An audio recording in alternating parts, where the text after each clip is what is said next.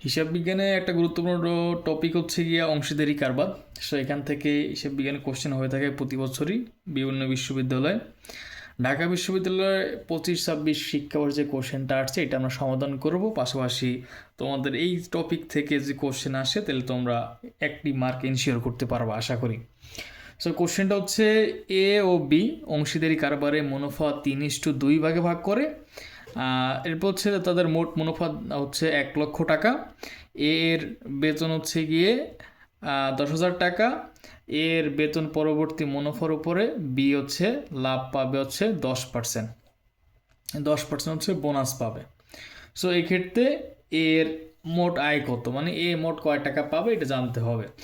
তাহলে ফার্স্টে আমরা একটা সিস্টেম মাথায় রাখবো, আমরা যেটা একটা পার্ট করবো এখানে, আমরা এখানেই দেখাই, এখানে আমরা পার্ট করে দিই। এইটা হচ্ছে আমাদের ক্রেডিট, এইটা হচ্ছে আমাদের ডেবিট, ঠিক আছে। তাহলে আমরা যে কাজটা করব সেটা হচ্ছে গিয়ে যত ব্যয় আছে আমরা সব ডেবিট পাশে লিখবো। তার মানে বেতন দিতে হবে 10,000 টাকা, আমরা এ পাশে লিখলাম। আর আমাদের মোট মুনাফা হয়েছে কত, 1,00,000 টাকা। এবার 1,00,000 টাকা তো হইল, বলছে যে এই টাকা বাদ দেওয়ার পরে 10% পাবে হচ্ছে বি বোনাস, এটা হচ্ছে এর বেতন। তাহলে বি এর বোনাস হবে হচ্ছে এই হচ্ছে বেতন বাদ দেওয়ার পরে, মোট মুনাফা থেকে বেতন বাদ দেওয়ার পরে। তাই মোট মুনাফা হচ্ছে আমাদের 1,00,000 টাকা। 1,00,000 টাকা থেকে আমরা 10,000 টাকা বাদ দিব, তাইলে আসে 90,000 টাকা।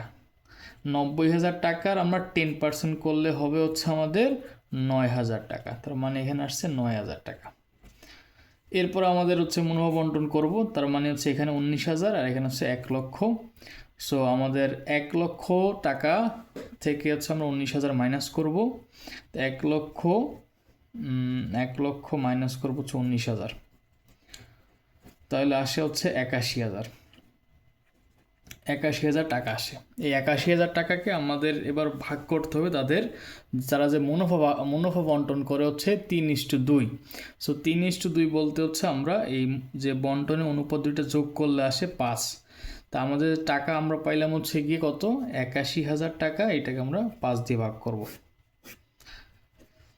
তা 5 দিয়ে যদি আমরা ভাগ করি, তা শুরুতে আমরা হচ্ছে 8 যদি নেই তাহলে এখানে যায় হচ্ছে একবার, তো এখানে 5, এখানে 3 যায় না, তারপর আবার 1 নিলাম, এবার করলে হচ্ছে যায় 6 বার, এখানে হয় 30, এখানে থাকে হচ্ছে 1, তাহলে যায় না, একটা 0 নিলাম, তো এখানে হচ্ছে গিয়ে যায় হচ্ছে 2 বার, এখানে দিলাম 0 0, দুইটা 0 রয়ে গেছে, তার মানে আসে 16,000। 16,000 হচ্ছে কি আমাদের 200 আসে। 16,200, তার মানে এ পাবে কত অংশ, এ পাবে হচ্ছে 3। তার মানে এই 16,200কে আমরা 3 দিয়ে গুণ করবো, 16,200 গুণ হবে 3, তাইলে হচ্ছে কি আমাদের 3 0 0 0, 3 2 6, 3 18 8, অর্থাৎ আমাদের 1, 3 1 3 1 4, তার মানে 4,800 এটা পাচ্ছে তার হচ্ছে মুনাফার অংশ। এর মুনাফার অংশ এইটা, সাথে সে আরও বেতন পাবে 10,000, তাহলে আরও 10,000 টাকা যোগ করি, তাইলে হচ্ছে 58,600। এটা একটু মানে বড় কোশ্চেন, সো অ্যান্সার হচ্ছে কি গ নাম্বার, যে 58,600। আমরা তোমাদের জন্য একটা কাজ করব, ইউনিভার্সিটি আপডেটের পক্ষ থেকে আমরা অ্যাকাউন্টিংয়ের আরও কিছু ফ্রি ক্লাস নিয়ে আসব, যাতে তোমার হচ্ছে গুচ্ছ এবং হচ্ছে রাজশাহী বিশ্ববিদ্যালয়ের ক্ষেত্রে হেল্প হয়।